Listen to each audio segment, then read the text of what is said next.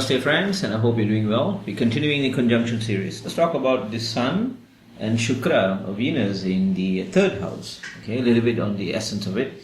Shukra is all about understanding one's material desires, because Shukra is the teacher of the demons, right?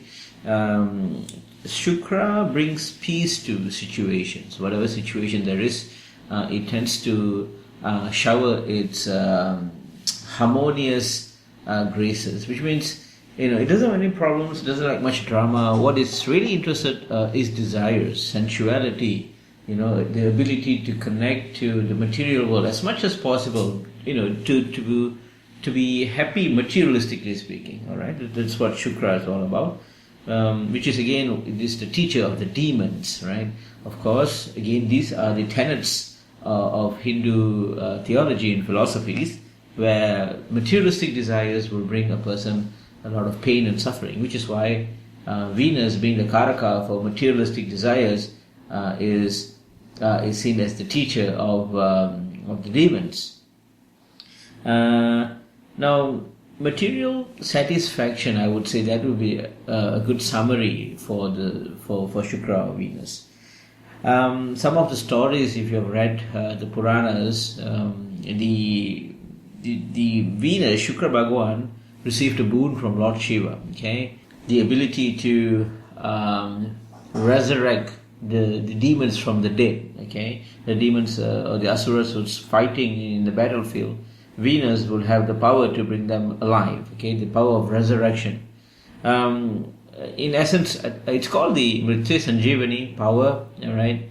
Now, in essence, in the way we look at it, it has the ability to rejuvenate whatever attributes of the house it resides in. Okay, so it depends on the house which is residing. It will bring that particular attribute of the house into more. It blooms that. It brings it out. It creates that healthiness of that attribute, which is again, Venus is benefic graha. Okay, although it is the teacher of the demons, but it heals, it rejuvenates the particular attribute. Now, one must understand that it is also, this Venus is also used, or rather it is known to make the decision, the right choices in life. Okay, of course, to achieve the more elevated understanding in life, the more higher fulfillment of life. Okay, so it is known to take the right choice, the right decision for a better, for the greater importance of life. Okay, so that's another good quality of Shukra. Let's look at the Sun. The Sun is more of shows the fire which is burning within, the truth, the very core of principles of a person. Okay, now whichever house it resides, it brings out the truth in that particular house. The very essence of the house is brought forth. It illuminates it. It shows the person. It shows astrologer at least on what are the sacrifice that one has to make in order for them to be successful in life. Some of the other features of the Sun is that it shows pride in the attributes, because it takes a lot of pride. It takes a lot of it says that, look, this is what I have and I'm very proud of it. So whichever house it resides, it brings that out. Okay, it says that, say in this example, the third house, it brings out that the natural courageousness, and he says, I'm very proud that I have such a courage with me, and with this I can build my own confidence.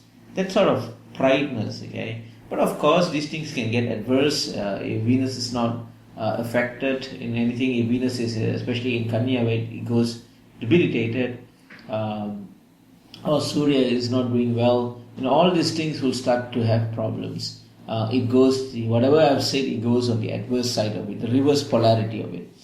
The other base thing that we understand is both Shukra and the Surya and Sun, these two guys, they are always enemies. Okay, because they are both different gunas, different tattvas.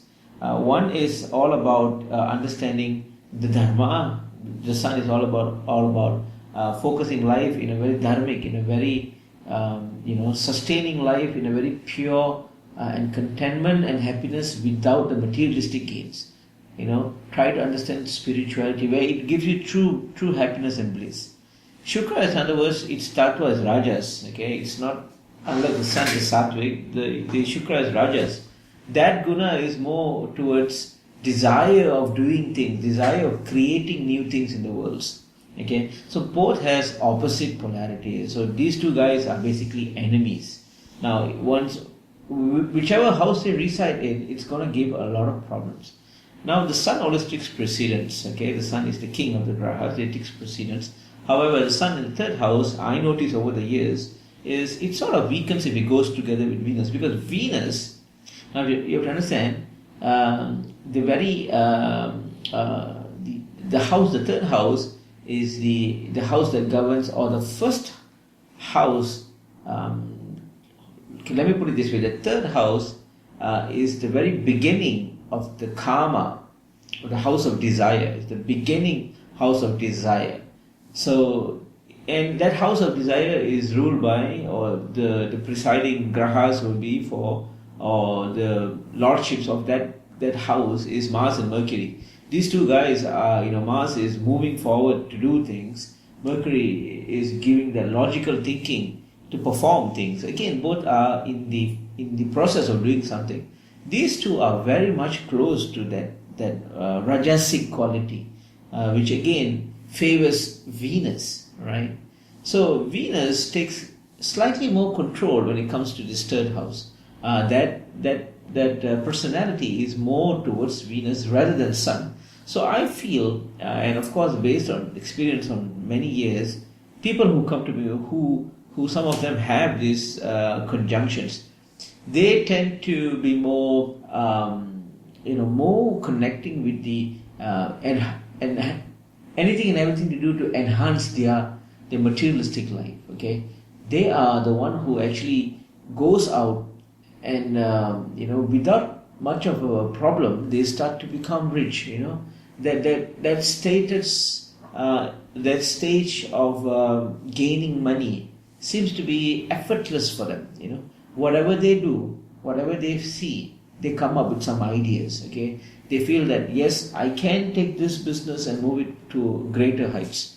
Or if they in a job, they feel that I can make better usage, or I can work more efficiently by creating such and such process.